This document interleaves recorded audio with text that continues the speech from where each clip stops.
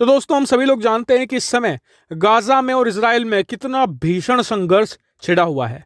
अभी तक खबर के अनुसार 100 से ज्यादा लोगों की मौतें गाजा में हो चुकी हैं। इसके अलावा 8 इजरायली नागरिक और 1 इजरायली सैनिक भी मारा जा चुका है और अभी भी दोनों तरफ से जोरदार लड़ाई जारी है। लेकिन इसी बीच आखिरकार अमेरिकी सेना भी एक्टिव हो गई है। इसका सभी को इंतजार था कि अमेरिकी सेना यहां पर क्या मूव लेगी। तो अमेरिकी सेना ने स्टेप लेने शुरू कर दिए हैं। सबसे पहले तो उन्होंने अपनी एयरफोर्स को री इन्फोर्स करना शुरू कर दिया है गाजा फिलिस्तीन लड़ाई को देखते हुए। सबसे पहले तो अमेरिकी वायुसेना ने अपने लड़ाकू विमानों की संख्या बढ़ानी शुरू कर दी है।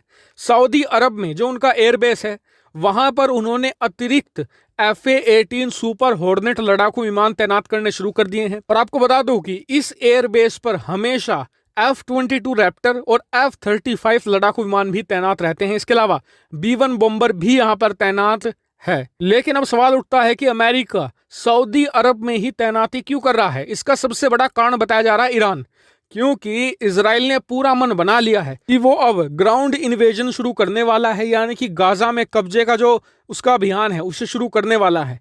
तो ऐसे में अमेरिका को खतरा ये है कि कहीं ईरान इजराइल पर हमला ना कर दे। तो ऐसे में अमेरिकी सेना ईरान के बेहद ही करीब अपनी संख्या को बढ़ा रही है ताकि ईरान पर प्रेशर बनाया जा सके कि वो इस युद्ध में ना कूदे। इसके अलावा दूसरा कारण यह है कि अब डर ये लगने लगा है कि इजराइल के खिलाफ जो उसके पड़ोसी देश है, खासकर कि लेबनान, वो उसके खिलाफ युद्ध छेड़ सकता है। इसके अलावा फिर बाकी के जो अरब देश जैसे कि सीरिया, जॉर्डन, मिस्र, ये भी युद्ध में कूद सकते हैं।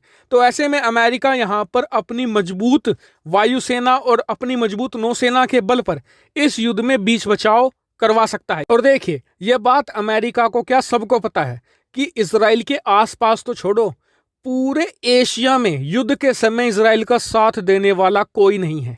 ऐसे में अमेरिका इजराइल के आसपास रहकर कहीं ना कहीं इजराइल की जो सेफ्टी है उसे इंश्योर करना चाहता है। हालांकि ये बात अमेरिका को पता है कि इजराइल आज की तारीख में बहुत मजबूत है, लेकिन फिर भी वो रिस्क नहीं लेना चाहता कि कल को कुछ ऐसी ऊंच नीच हो जाए और इजराइल का संकट ही अस्तित्व में आ जाए। ऐसा वो बिल्कुल नहीं चाहता, इसलिए वो हमेशा इजराइल के पास एक मजबूत अमेरिकी सेना चाहता है। और इसलिए बताया जा रहा है कि आने वाले समय में अमेरिका और ज्यादा डिप्लॉयमेंट सऊदी अरब में, इसके अलावा जो ग्रीस में उनका सैन्य बेस है जो इजराइल से काफी नजदीक भी पड़ता है, वहां पर भी डिप्लॉयमेंट बढ़ा सकता है अगर अमेरिका को लगता है कि स्थिति और गंभीर हो जाएगी। तो इसलिए अमेरिका इस समय बिल्कुल जीरो रिस्क पॉलिसी पर चल रहा है। अच्छा सुनो, चैनल को सब्सक्राइब करो, उसके बाद घंटी बजा देना ताकि अगली वीडियो आपसे मिस ना हो पाए।